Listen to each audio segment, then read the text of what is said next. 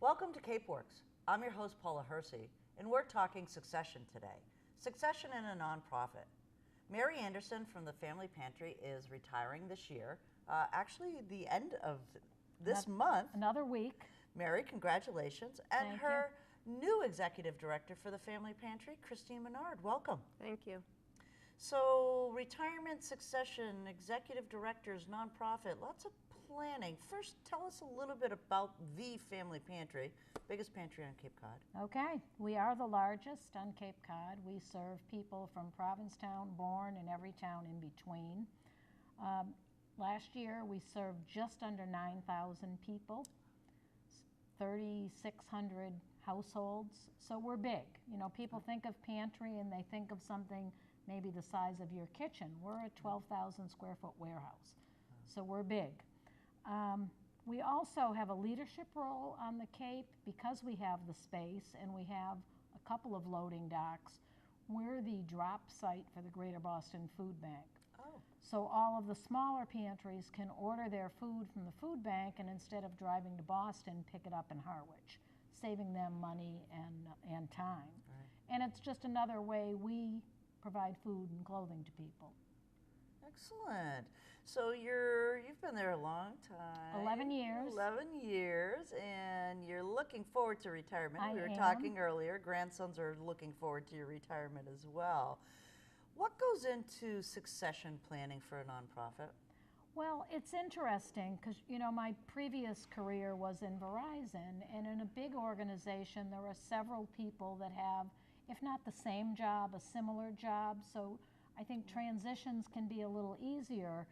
In a nonprofit, which with such a small staff, we're 538 volunteers and 5 staff members, a couple of whom are part-time. Right. It's a lot to bring someone new in because there's not going to be a peer, if you will.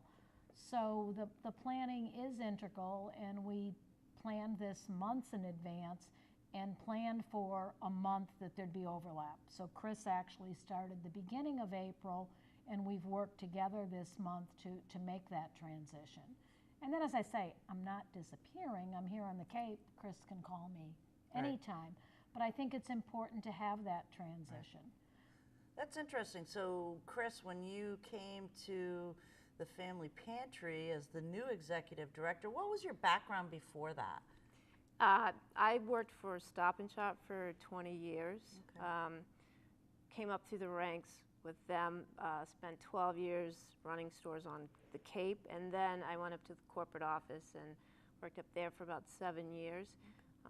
Then I did about a 7-year tour at Staples on the merchandising side of the world, and then I went back down with the parent company of Stop and Shop to Virginia to help out for a couple of years.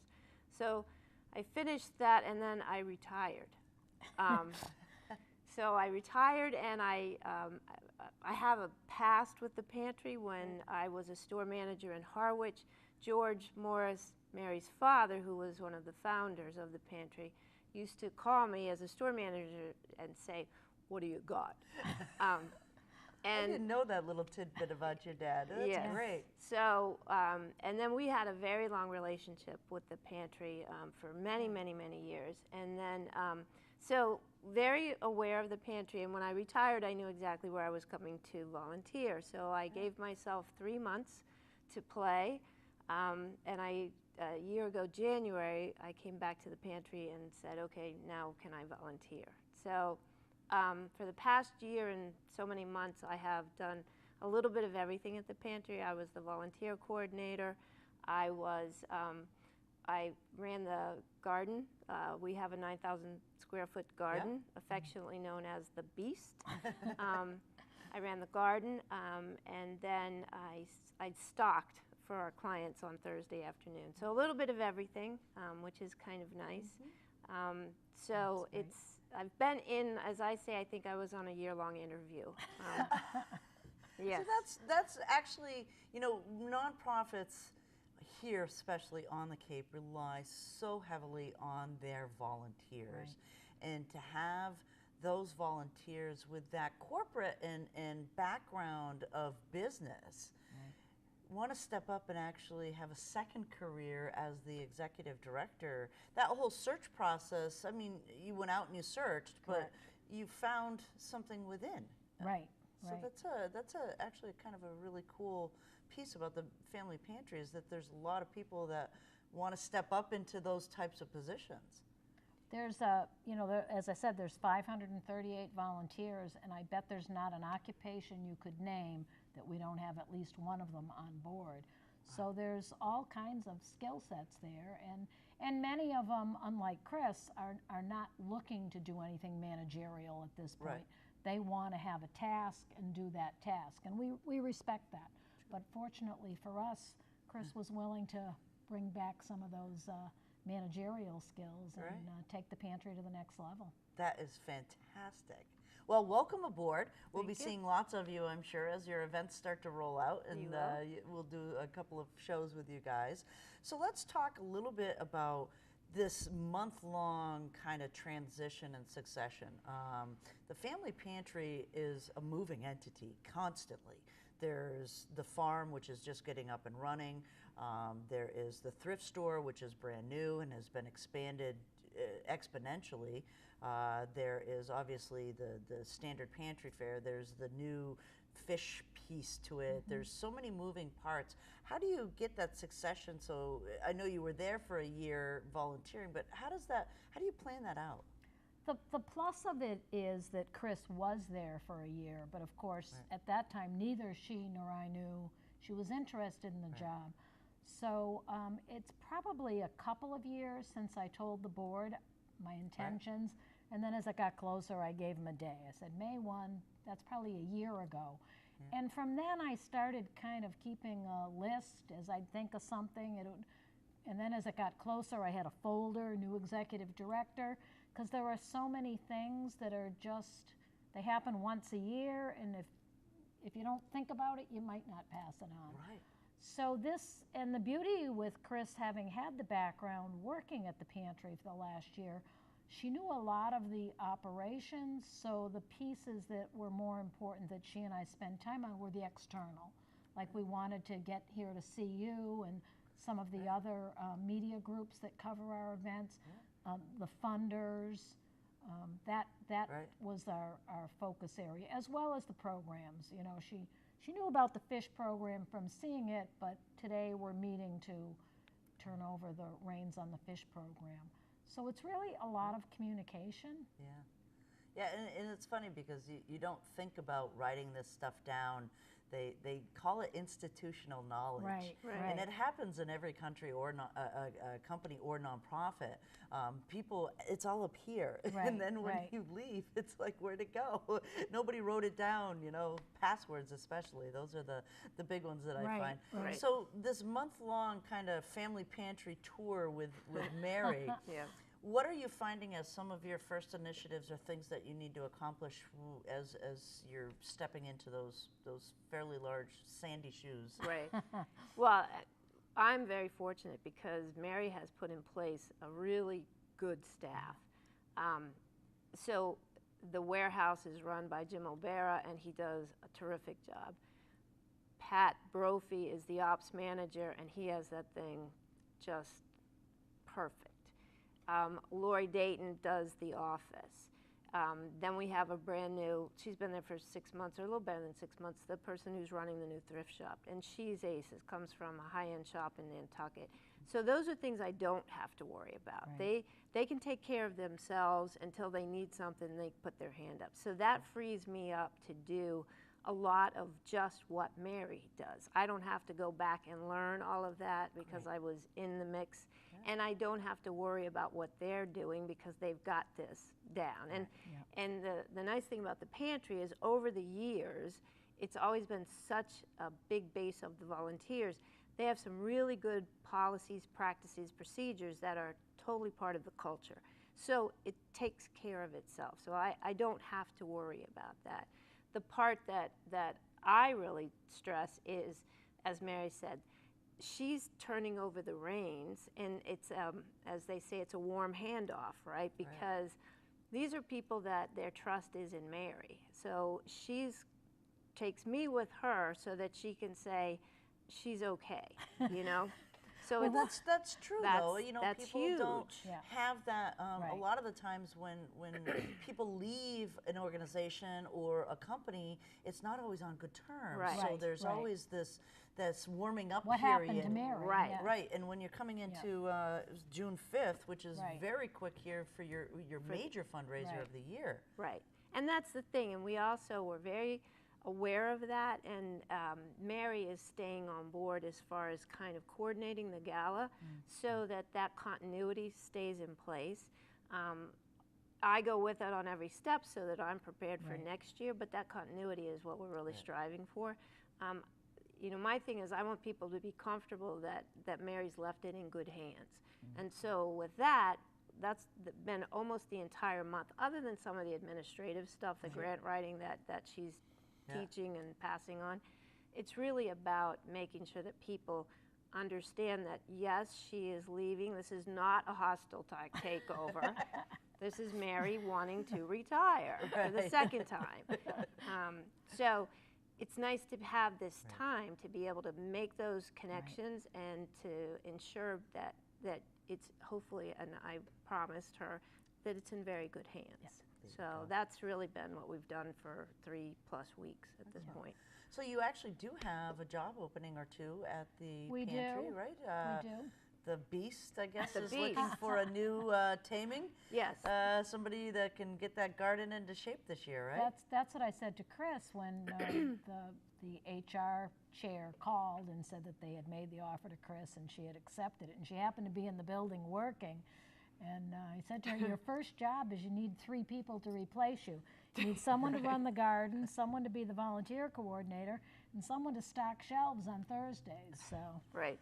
the Beast has been the struggle. The so. Beast, so the Beast, I only call it because it is a phenomenal, we produced about just shy of 2 ton worth of vegetables last summer. That's outstanding. Yes, Yeah. so it's a very important part of the operation. And we last year made the commitment that we hire a part-time person for the summer to make sure that it maintains, we have 3 different shifts, Monday, Wednesdays, and Fridays, and that person runs those 3 shifts. It's a great gig. It's 9 to 11:30 in the morning, and then when it gets hot, we move it back to 7 to 9:30. So it's all about a person that can run a team out there, tell them what to do, when and how. That you have to have gardening experience, clearly, and then you have to be able to manage 9,000 square feet, which, you know, if you can do a small garden, you just scale it, basically. So it is very doable. We'd love to have somebody that's, you know, kind of into that world, sustainability, which is what it's about. So we are looking for that person. We will kick that off full-time as of May 9th. Okay. So that is one of the options. So that's the farm manager. That's the garden manager. Garden manager, okay. Yep, exactly. Excellent. Then we always have volunteer openings. We're looking for some additional people at our thrift shop. I think, what days did you say, Chris? Mondays, Fridays, and Saturdays. So we are And looking the for. thing we like to pitch for Saturdays, because people have trouble with wanting to volunteer on a Saturday, we run a very flexible schedule. If someone can give us 2 Saturdays a month, we'd be pretty happy with that. Sure. And we always understand it's a volunteer gig. If you've committed and something comes up, call us and we'll find a substitute. So I just like to make sure people know it's not every Saturday, and it's not all day. The shifts run 10 to 1 and 1 to 5. So That's doable, it's right? not a whole day. See, in my case, my jacket from the family thrift store, Oh, Second did you get Glance. that there? I know, isn't Oh, it don't gorgeous? you look lovely? I would spend all my money there. That's Well, good. we appreciate that. We like that. It's awesome. So volunteers, and you have just so many different types of things that people can do for volunteers. As a volunteer, what was one of your favorite? Oh, my favorite thing?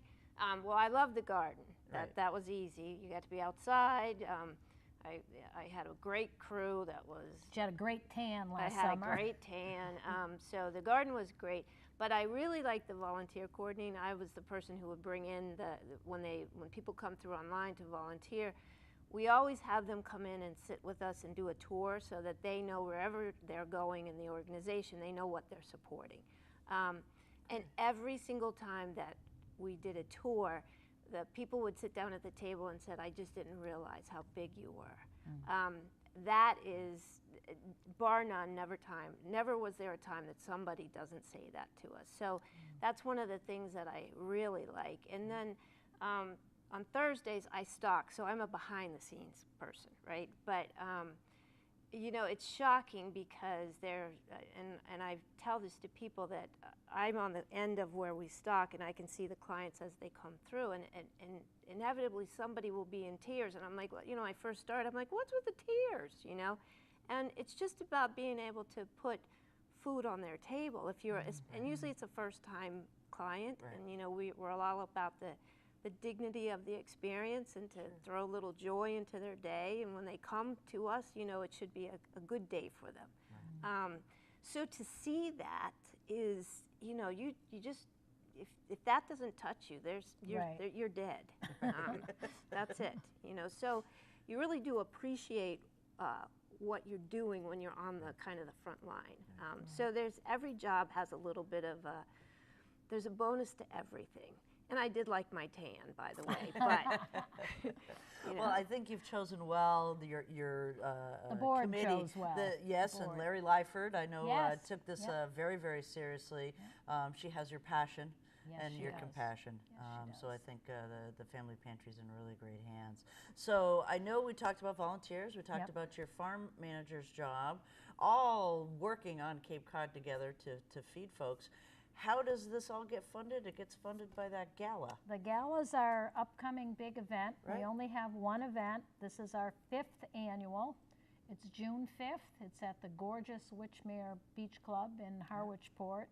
And we'd love to have people attend. Tickets are $150. You can get them, or you will be able to get them on our website. It's probably not there quite yet. Okay. But you can call the office, and that number is 508-432-6519, and just say you want, it's paperless, so Sure. say you want a ticket, we'll put you on the list, you send a check, we're Great. good. We also look for sponsors. If there's anyone who's interested in a sponsorship, the range is from $500 to $10,000 and several levels in between. We'd love to have more sponsors. We're very fortunate to have the support of Tom and Shelley O'Neill. They co-chair the event with Dave and Nikki Metzler and Paul and Mary Jo Barrett. So that's And they've been a pretty solid co-chair team for a while now. They have. The Barretts are new this year. We're happy to have them join us. They've been supporters for a couple of years and agreed to join the host committee.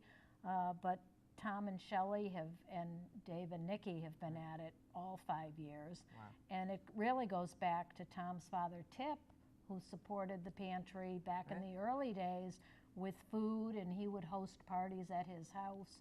So the O'Neill family has really always been very special to the pantry. That's fantastic. So what are you looking forward to? You've got the summer, you've got the gala going on. You're ready to raring to go, right? Yeah, we have a lot of good things coming. We have obviously the fundraising part of it. We have the gala on the 5th. We actually did just launch a capital campaign that we're working on, but one of the things that Mary has started, and I will take from here, is that we would like to start a mobile pantry. So, as you know, we don't have a lot of mass transit on the Cape, and so there's folks that can't get to us. So we worked with the United Way and developed a really great business plan. They identified 3 towns on the Cape that could really benefit from a mobile pantry. So we're in the process of trying to get the logistics of all that worked out. We'll get through some of the immediate stuff, and then we'll start working on the mobile pantry. So that's the next big step as far as the next level, if you will. So that's something that we're very excited about, and I think will be really helpful on the Cape. Oh my goodness, yes. You know, people don't understand that we provide services to the entire Cape, and there is a need in every town. And you know, one of our Barnstable is, we have 28% of our clients that come from Barnstable. Right. So you know, we need to be able to get to them when they can't get to us. And so the mobile pantry is going to be a big project for us to launch. You know, in the next few months, hopefully. So that's the kind of the looming. We'll get Yeah. through the gala and enjoy that, and then we'll really kick off the capital campaign, and then simultaneously we'll get the mobile pantry going. So that's there's a lot going. Yeah. Yeah. Jump in with both feet. Yep. There you go, Christine. Yep. The beauty of it is, I said to Chris, no day is the same. Right. It can go, we joked several years ago before I had a staff, I could be meeting with a donor who wanted to give us, a couple $1,000, or I could be plunging the toilet. Because when you're the executive director in a small organization, Right. you're what it. you do. Right. So this is how the Cape works, right? Yes. Right.